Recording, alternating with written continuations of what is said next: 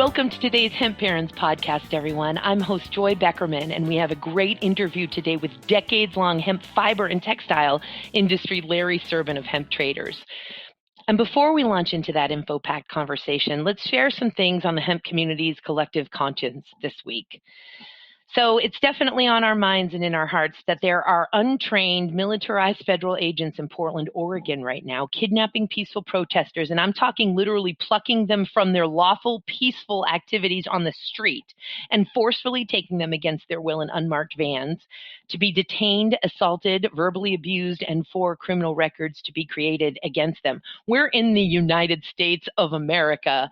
This is so far beyond violating the U.S. Constitution. It's scary, it's unlawful, it's intolerable, and we should all be incredibly fired up and using our voices on this. And on Friday, July 16th, the Oregon Department of Justice filed a lawsuit against a bunch of federal agencies. The lawsuit actually names the Department of Homeland Security, the U.S. Marshal Service, the U.S. Customs and Border Protection, and the Federal Protective Service, essentially all of the agencies that have had a role in the stepped-up force that's being used against peaceful protesters since early July. But they filed a lawsuit against all of those federal agencies, and they're potentially going to pursue criminal charges against a federal officer who shot a protester in the head with a supposedly non-lethal weapon. I want you to know that this protester was standing peacefully and silently in the street with a boombox over his head, sort of like or exactly like John Cusack in the movie Say Anything.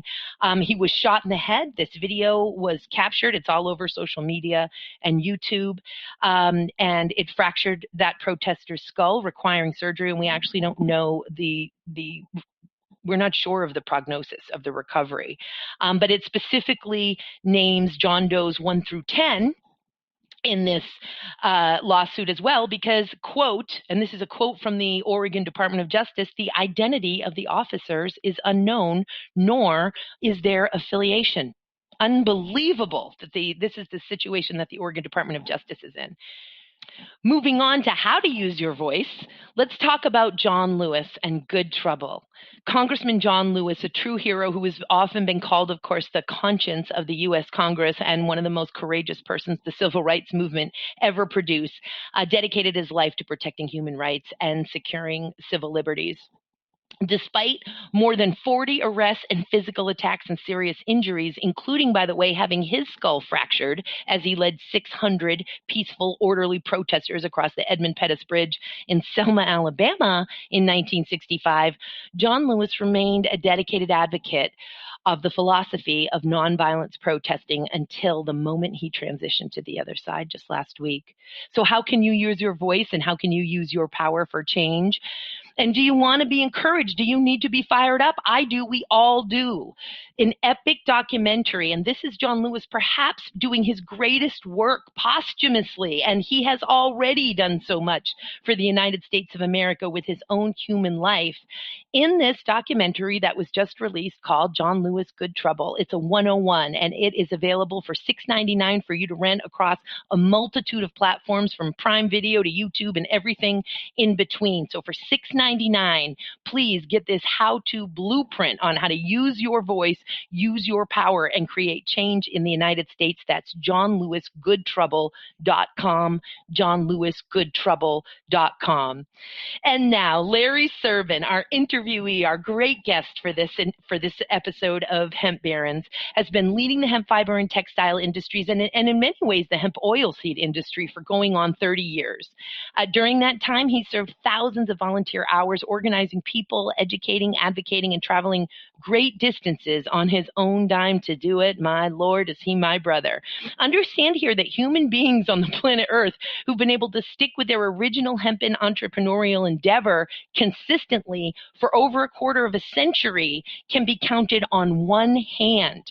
And today, for a second time and a year later, Hemp Barons is bringing to you one of those rare humans, Larry Serbin of Hemp Traders, a man of integrity, a shining example of a hemp industry leader, and I am so proud to call him my friend and brother. Let's listen to the master together and have a safe, healthy, inspiring week, and remember to use your voice and use your power every day.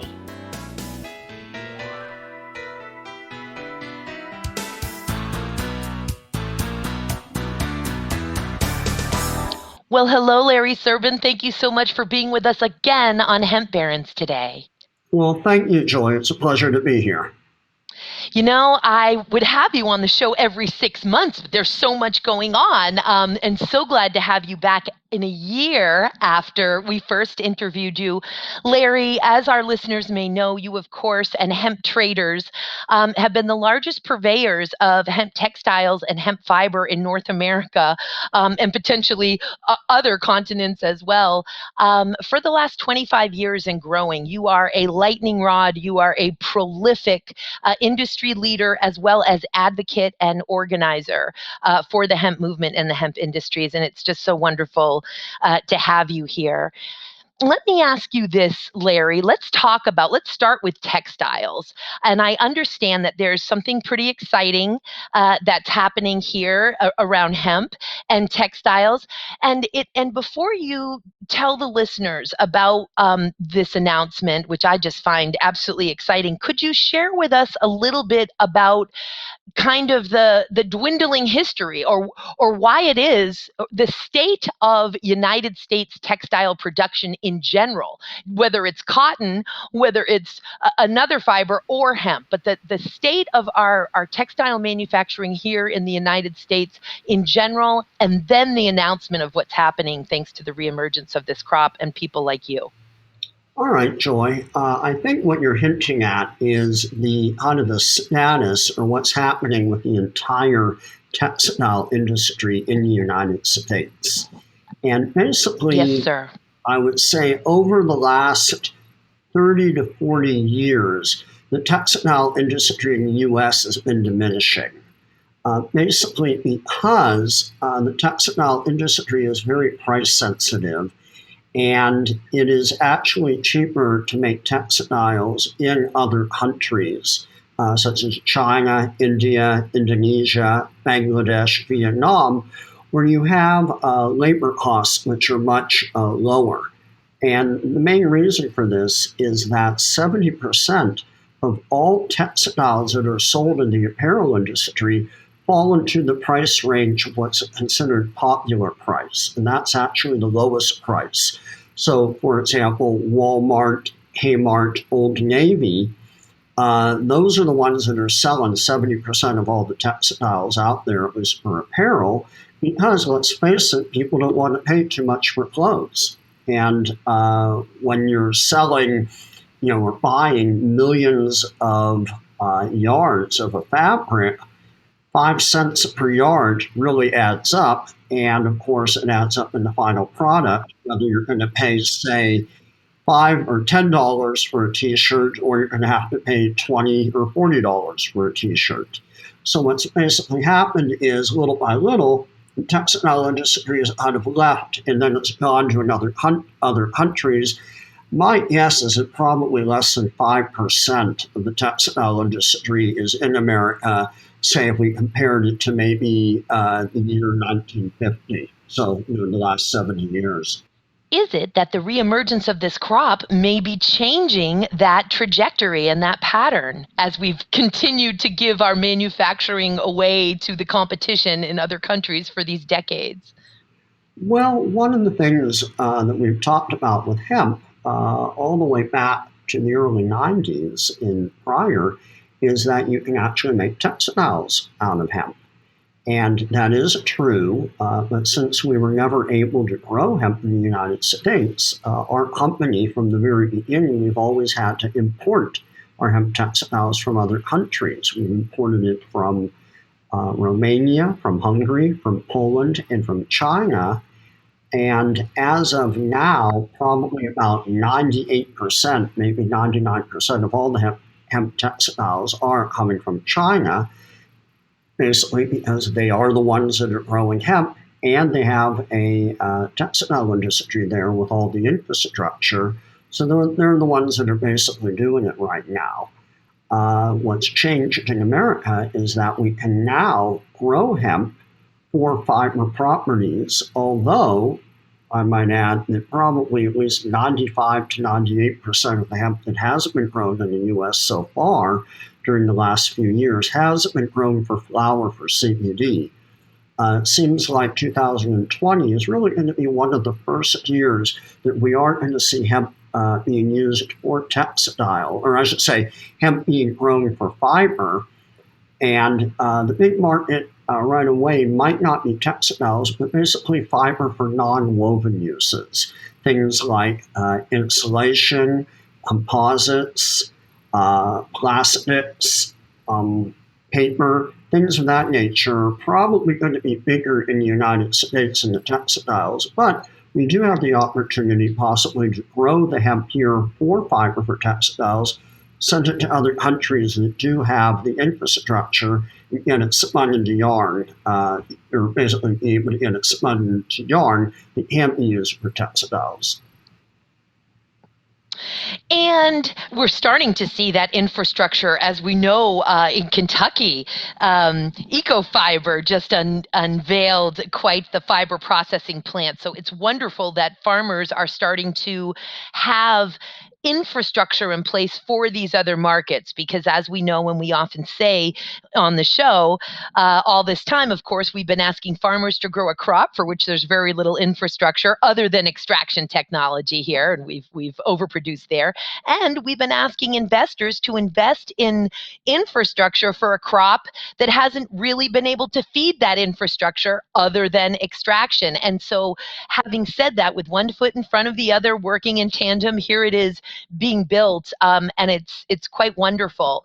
Now, obviously, and as you speak all over, you've been just a prolific public speaker and often educate folks about supply chain issues. And of course, it doesn't make a whole lot of sense for us to take this heavy, long, strong crop and move it great distances for processing. Certainly, that's what's going on in many regions all over the world. Small places, demographics such as Holland and Germany that actually have the fiber being grown, and China, obviously, as well as the infrastructure in place.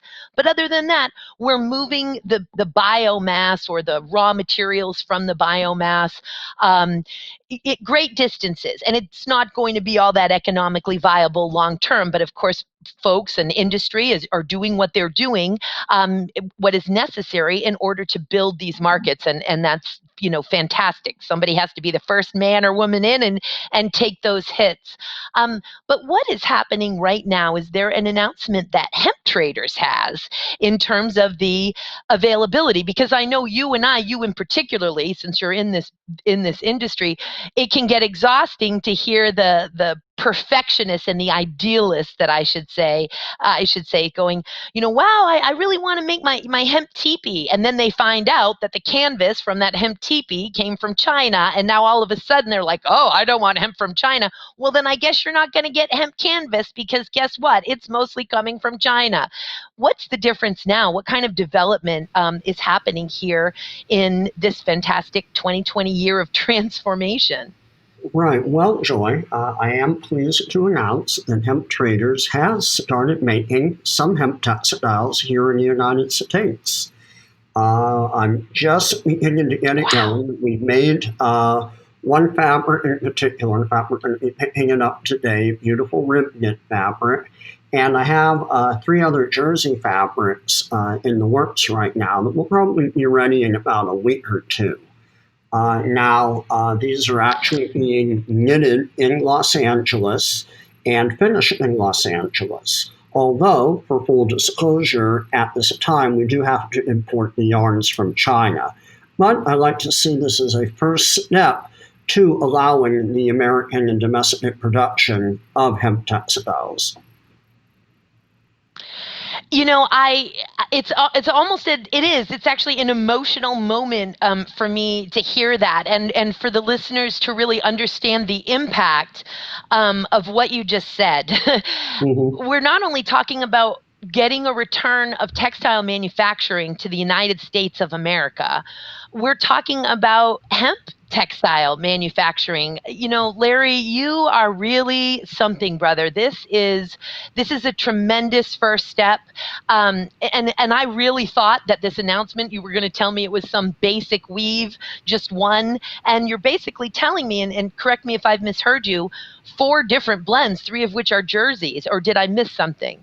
No, you said it right. I was just trying it out to see if we could do it. And the first fabric I made, I figured I might as well try something that I just can't get in China due to the type of machinery that they have. So we went with what I would call a very thick rib knit fabric, and it was able to get made.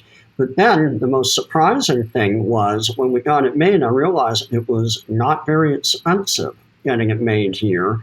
And I figured, well, wait a minute, that opens up the door to some other fabrics. So I decided to do the three most popular fabrics we sell are hemp jersey fabrics. So we have it in three different weights.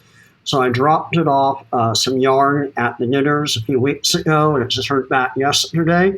And it looks like not only are we going to be able to make them here, but it's going to be cheaper than what we can get from China.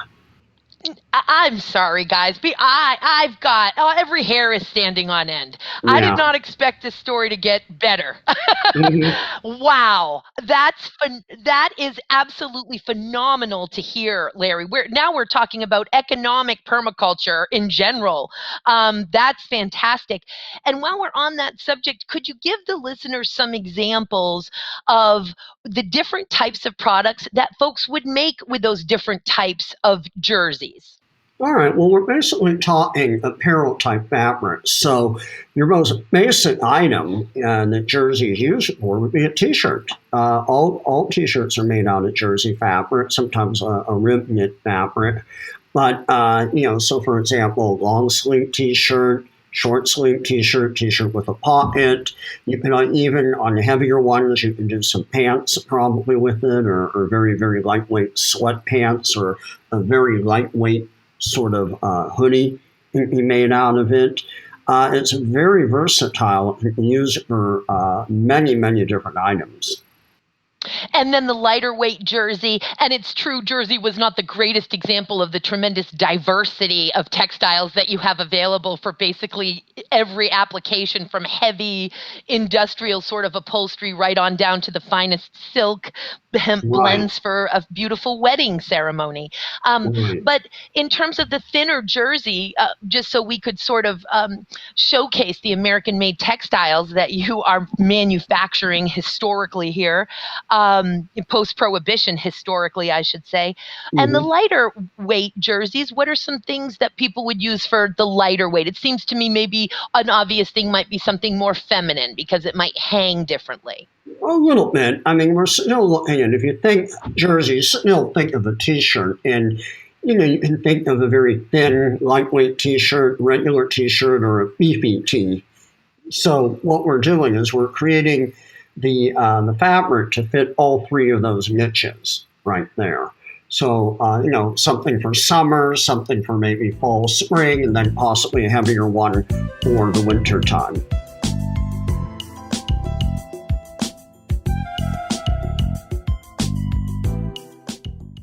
Wow.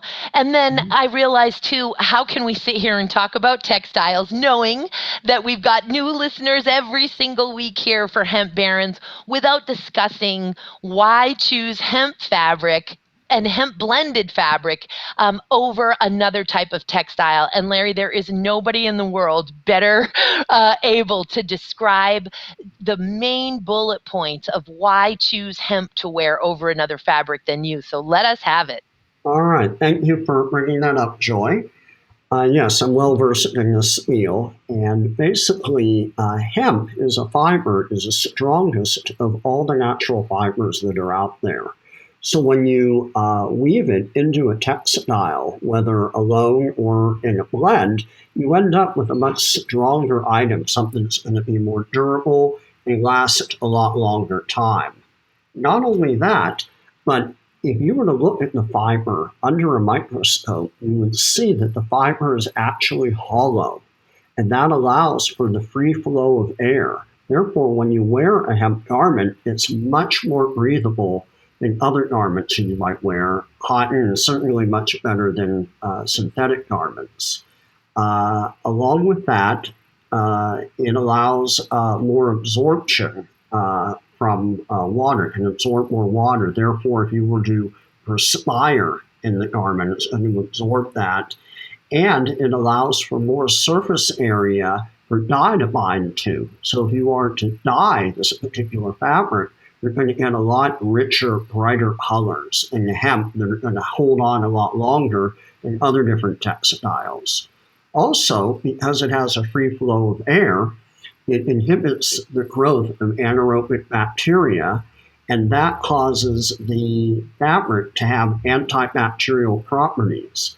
When people perspire, the aroma or the odor of perspiration is not actually the water or the perspiration, but it's actually anaerobic bacteria that begin to grow in it. And if you inhibit the growth of anaerobic bacteria, you lower the smell of the item when you're wearing it. So when you wear hemp clothes, they're going to have less of an odor if you were to perspire in them. Hemp. One other thing about hemp is that it has one of the lowest. The term is percent elongation. That means if you were to put a lot of pressure on it and try to pull the fiber apart, it's not going to stretch at all before it will break. It's strong, so it takes a lot of effort to break it, but there's going to be no stretch. And this makes it great for items like upholstery when you want to pull the fabric tight, but if it gets jumped on or sat on for a long time, it's not going to unravel or stretch out and become loose over a period of time. And even then you could keep going. I mean, it literally just keeps on going. In fact, we hear this phrase a lot when we talk about hemp textiles, Larry, and that is hemp doesn't wear out, it wears in. Could you explain to the listeners what that means? All right, well, what that means is if you were to take 100% hemp and compare it to other natural fibers, it's most closely related to linen. And what happens is when you begin to wear it, it gets more of a worn-in feel to it. I like to compare it to a piece of paper. If you were to take a piece of paper and fold it in half and then look at it, you're going to have a crease in it. If you fold it in half again, you're going to have another crease. If you fold it again, you're going to have another crease. But if you were to take that piece of paper and crinkle it up, the whole thing in your hands, and kind of mash it around and then unravel it, you'll notice the paper now feels kind of limp and soft. And the hemp fibers, fabrics, and yarns behave the same way. Therefore, as you wear it, as you wash it, as you live in it, it tends to get a lot more softer and more comfortable to wear. It's just amazing, and it keeps you warm in the winter, keeps you cool in the summer. Yes. Well, Hemp Traders does so very much, and of course I wanted to make sure that we spent plenty of time on the textile aspect of the Hemp Traders enterprise, particularly in that this post-prohibition historic effort is not only occurring, it's successful and it's economical. So that's just fantastic. Of course, you sell all of the raw fibers, and over these years, as we've educated, and as you well know, just as intimately as the rest of us advocates that have knocked on every single door in every state legislature for years and educating with these things, we could only get these raw fibers from you. You sell all of the different types of bast, the outer bark, of course, of the stalk, as well as the hurd, the inner woody core. You sell degummed fiber, of course, that is delineated fiber, all of those things.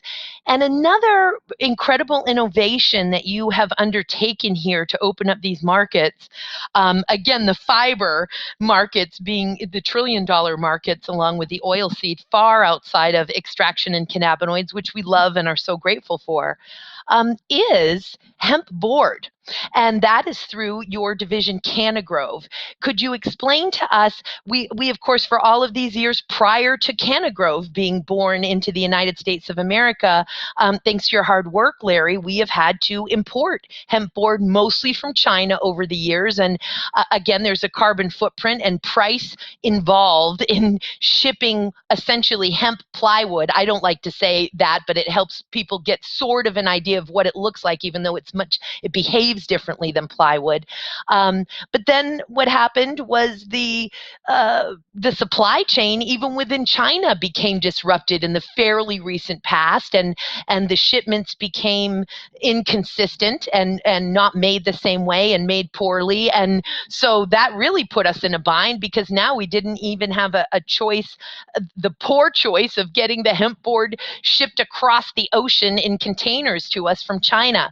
How did Canna Grove come to be? And if you could just maybe talk to us about the various sizes that you offer, particularly after a full run's been done.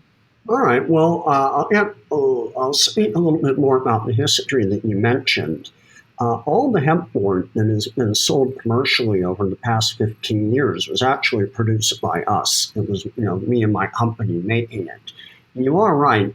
Since we weren't growing hemp in the United States, my first supply of hemp board had to come from China. And I went to different factories, and we had the board made, and we were able to bring it over. The problem that I ran into initially was they were using formaldehyde binders, or urea formaldehyde binders, and we found out right away that nobody wanted the formaldehyde in their board. We're trying to sell an environmental product. So it took me another couple of years. It took me about another year, and I found a low formaldehyde binder for the board, and we brought that in, but we found out that even the low formaldehyde binder, people didn't want that. They didn't want any formaldehyde at all. So then I had to spend another year or two finding the right kind of binder. We bought it from South Africa, brought it to China, made another batch of boards, got them put together, and began to sell them. We were the first to have a non-formaldehyde binder that we were working with. And the business began to take off. And then I ran into the problem that the factory that I was working with went out of business. And it had nothing to do with me. It had to do with the fact that I was working with some smaller factories in China that were willing to work with me to make the board. And there was a time in China when there was a lot of consolidation going on, and the smaller factories weren't able to compete with the larger ones. So a bunch of the littler ones went out of business. So, and another factory to make the board, that one went out of business. And, I was doing well. I was selling all the boards we had, and I was even approached by Home Depot, who wanted to add the hemp board to their stores. But I actually had to tell them no, because I just couldn't get a hold of a constant supply of it. I just couldn't bring it in the way they would want it. So finally, after about 4 or 5 factories went out of business, I just decided to put the whole idea on hold until sometime in the future where we might be able to do it here. Now, fortunately, we legalized hemp at the end of 2018. And I was able to start manufacturing the hemp boards here in the U.S. And we were able to get them made, bring them in. The quality is great. The properties of them are perfect. The biggest stumbling block right now happens to be more with the logistics, because the factory that I use is not near any location where they're growing the hemp. And more than half of the cost of making the boards was just shipping the raw materials from where it was grown to the factory in order to make it.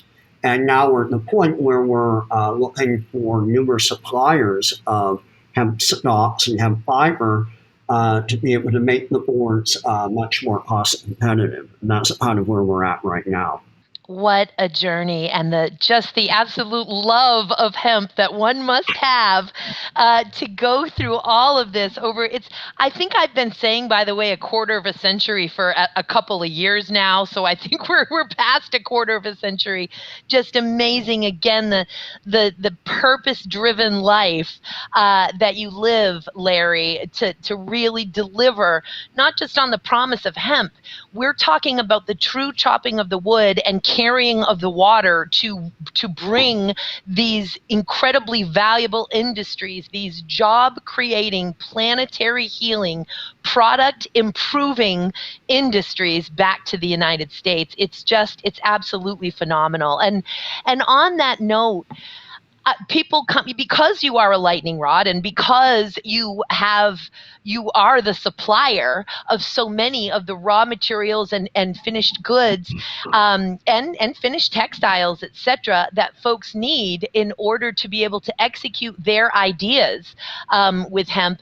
I know that you of course are aware of so many emerging things, and certainly you can't share most of it with us, but is there anything exciting on the horizon here that you're able to share, or something that you find particularly interesting that you might be able to share? Yeah, I was just recently able to finally procure powdered hemp hurd. I'm sure you're familiar with hemp hurds. We use it to make hempcrete, and we also use it for our boards. But I finally found a way to get it powderized, and that is going to be the beginning point for people who want to blend the hemp hurds with plastic. So we're going to be able to see the advent of more hemp plastic components, whether it's the little hemp pellet or plastic pellets that people will then be able to use to make other products from hemp, including plastic 3D printers.